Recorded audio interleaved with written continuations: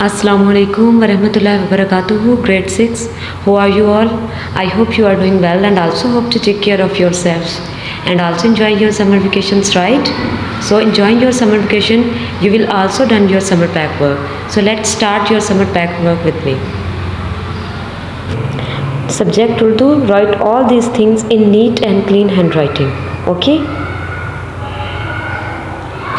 So our first activity, सरगर्मी number 1, फ़र्ज़ कीजिए आपके पास एज अ स्टूडेंट आपके पास एक जादुई झाड़ू आ गया है और आप पलक झपकते एक सैयारे से दूसरे सैयारे के सैर के लिए जा सकते हैं। लेकिन एक दिन आप सैर करते करते किसी और सैयारे पर पहुंच जाते हैं और वहाँ की मखलूक जो है बहुत अजीबोगरीब है और उनकी ज़ुबान भी आपको समझ में नहीं आ रही है। तो फिर बताइए इस सैयारे पर आपके साथ क्या वाक़यात पेश आए हैं? आप अपने जादुई झाड़ू को कैसे हासिल करेंगे? वहाँ से कैसे बचने में कामयाब होंगे? ज़हन में दी गई नकात और तस्वीर जो समर पैक पर आपके फर्स्ट पेज पे मौजूद है उसको देखकर आपने इस वाक़यात की सारे वाक़े को रुतात की सूरत में लिखना है। फ़र्स्ट ऑफ़ ऑल पहले जब आप उस सैयारे पे गए वहाँ का माहौल कैसा है, वहाँ की चीज़ें कैसी हैं, मुश्किलात क्या है, क्या पेश आई, वहाँ के लोगों का रवैया कैसा था, आप वापस कैसे आए, वहाँ की मुख्तलिफ ज़ुबान क्या थी और वहाँ का खाना पीना क्या था। Is that clear? जी, सेकंड एक्टिविटी है हमारी सरगर्मी नंबर 2, न्यूज़ लेटर बनाना है आपने किसके बारे में? अपने ख़ानदान के बारे में। ठीक है, उन्वान बताइएगा। इन न्यूज़ लेटर में आपने 10 ज़ैर निकात को शामिल करना है। ठीक है, जैसे आपको पिक्चर में दिखाई दे रहा है। सबसे पहले आपने अपनी फैमिली में होने वाले वाक़यात के बारे में बताना है, फिर तकरीबात के बारे में, फिर अगर आप में से किसी घर में किसी फ़र्द की सालगिरह हुई है या आपकी सालगिरह उसके बारे में बताना है और अहम ऐलानात के बारे में बताना है और लेटर इस पिक्चर के अकॉर्डिंग बनाना है। देन नेक्स्ट हमारी है एक्टिविटी नंबर 3, सरगर्मी नंबर 3। आप जैसा कि आपको पिक्चर में दिखाई दे रहा है, हमने क्लास में वैसे भी काफ़ी टॉपिक्स पे आपबीती की है, लेकिन अब हमने जो है जूते पर आपबीती लिखनी है। ठीक है, और इस पे आपबीती लिखते हुए आपने इस बात का ख़ास ख्याल रखना है कि इसमें सिफ्त की कम अज़ कम तमाम इकसाम एक मरतबा ज़रूर इस्तेमाल हुई हों। इसमें हिफ्ज़ सिफ्त मैं आपको क्लास में करवा चुकी हूँ, आपने उनकी इकसाम को लाजमन एक वन टाइम इसमें इंक्लूड करना है।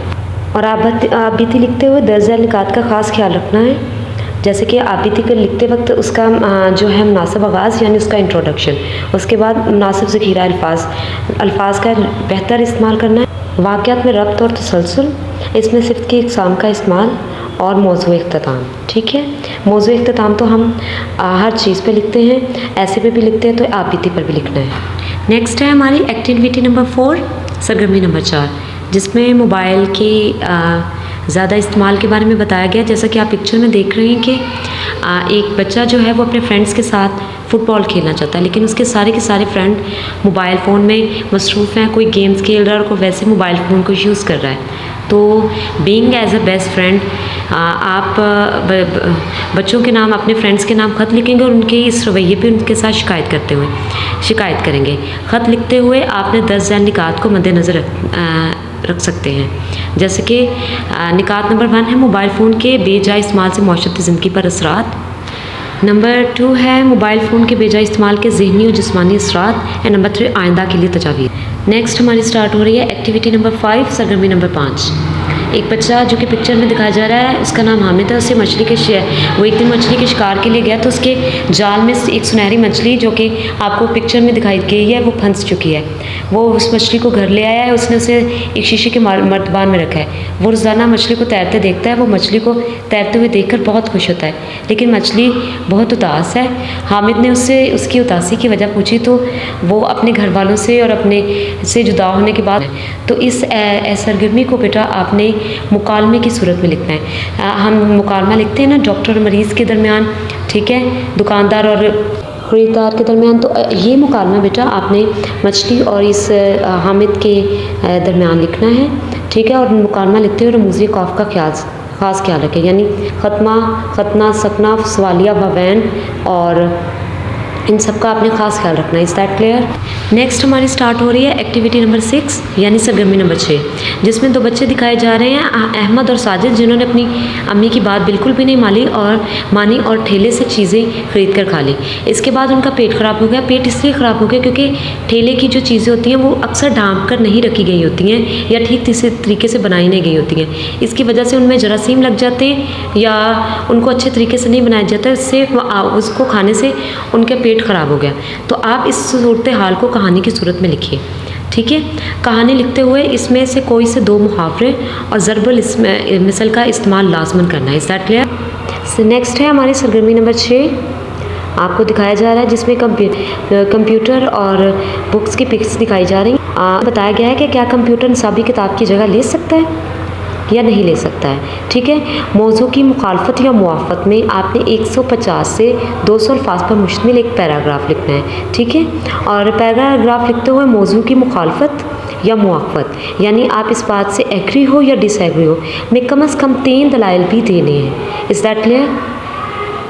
नेक्स्ट है हमारी एक्टिविटी नंबर 8 यानी सरगर्मी नंबर 8, जो कि मुहावरों पर है और यहाँ सामने आपके मुहावरे दिए गए हैं। दर्ज झैल मुहावरात का मफ़हूम लिखिए। कोई से 5 मुहावरात को पैराग्राफ में इस तरह इस्तेमाल कीजिए कि उनके मफ़हूम वाज़ेह हो जाए।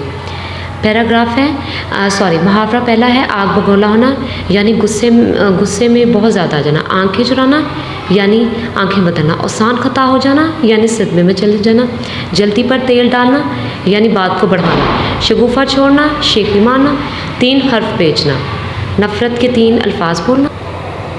खमियाज़े भुगतना, घी की चिराग जलाना और माथा ठनकना, ठीक है। मुसीबत का अचानक पता चल जाना। अब उसके बाद हमारी सरगर्मी नंबर 9 शुरू हो रही है।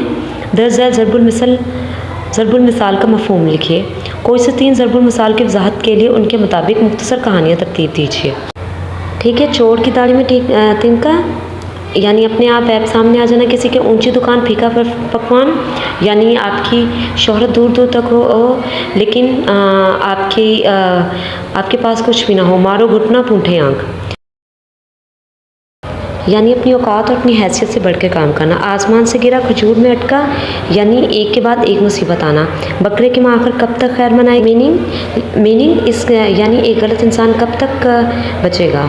मुद्दई सुस्त गवाह चुस्त। ये मुँह और मसूर की दाल 9 नकद 13 उधार। जैसे कि सरगर्मी नंबर 8 और 9 में बताया गया है कि कोई से 5 मुहावरे और उनका मफ़हूम लिखना है और कोई से 3 ज़रबुल मिसल लिखने हैं। तो मैंने यहाँ पर कोई से 5 मुहावरे चूज़ किए हुए हैं और उनका मैंने मीनिंग लिखा हुआ है। यानी आग बगोला होना, इसका मफ़हूम है बहुत ज़्यादा गुस्से में आ जाना। माथा ठनकना, मुसीबत का अचानक अंदाज़ा हो जाना। आंखें चुराना, नज़रअंदाज करना। और सान ख़ता हो जाना यानी होश में ना रहना, सदमे में चले जाना। जल्दी पर तेल। फसाद बढ़ाना यानी फसाद बर्पा कर देना।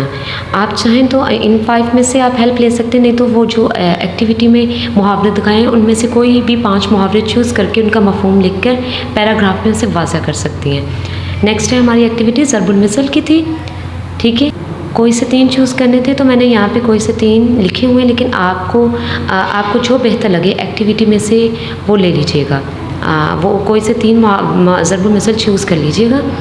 यानी जैसे फर्स्ट वाला मैंने ज़रबुल मिसल चूज़ किया, चोर की दाढ़ी में तिनका। गलत इंसान के ऐब खुद ब खुद सामने आ जाते हैं। उसके बाद है नंबर 2 यानी ऊंची दुकान फीका पकवान। शोहरत दूर दूर तक हो और हकीकत भी कुछ भी ना हो। नंबर 3 है आसमान से गिरा खजूर में अटका। इसका ये मतलब है कि एक मुश्किल एक इंसान पर ख़त्म हुई है तो दूसरी मुश्किल शुरू हो गई है, ठीक है। इन सब अगर आप चाहें तो इन मुहावरे ज़रबुल मिसल की हेल्प ले सकती हैं, नहीं तो आप कोई से 5 मुहावरे और कोई से 3 ज़रबुल मिसल लेके मुहावरों का मफ़हूम और ज़रबुल मिसल का पैराग्राफ राइट कर सकते हैं। Is that clear? नेक्स्ट हमारी स्टार्ट हो रही है एक्टिविटी नंबर 10 यानी सरगर्मी नंबर 10। मैंने आपको क्लास में ज़राअत सनत के हवाले से एक सबक पढ़ाया था ना। उस सबक की रोशनी में आपने पाकिस्तान के ज़राअत सनत को कैसे तरक्की दे सकते हैं उस पर कम से कम 150 अल्फाज पर मुश्तमिल पैराग्राफ लिखना है, ठीक है, जिसमें आप 150 अल्फाज इस्तेमाल करेंगे। देन नेक्स्ट है हमारा पढ़ाई गई नज़मों में से अपने पसंदीदा कोई से 5 अशार की तशरीह कीजिए। मैंने जितनी नज़में पढ़ाई हुई हैं ना, 1 पढ़ाई हुई है, 2 पढ़ाई हुई है, 3, जितनी भी सिलेबस में नज़में आपको काउंट करवाई हैं, उनमें से जो नज़्म आपकी फ़ेवरेट है उसमें से कोई से 5 अशार आपने ले लेने और उसकी तशरीह लिखनी है। और नंबर 3 है हमारी एक्टिविटी निसाबी किताब में आपने शहदा कराम के मुतालिक पढ़ा। किसी एक शहीद के हालात ज़िंदगी, तालीम तरबियत और शहादत के वाक़यात पर मबनी एक किताबचा बनाना है, यानी एक बुकलेट बनानी है। ठीक है, आप शहीद का टॉपिक कोई भी ले सकती हैं, जैसे कि मेजर अजीज़ भट्टी ले सकती हैं, मेजर शबीर शरीफ ले सकती हैं। कोई भी एक टॉपिक लेके ना आपने उनकी जाए पैदाइश, उनकी तालीम तरबियत और उनके शहादत का वाक़े के बारे में पूरी एक बुकलेट यानी पूरा एक किताबचा बनवाना है। Is that clear? नेक्स्ट हमारी है सरगर्मी नंबर 11, दर्ज झैल मौज़ूआत के तहत 200 से 250 अल्फाज पर मुश्तमिल मज़ामीन लिखने हैं आपने। लाइब्रेरी की अहमियत और फ़वाइद, ईद उल फ़ितर और वक्त की पाबंदी। ठीक है, आपने 200 से 150 अल्फाज पर मुश्तमिल इन तीनों पर मज़मून लिखना है।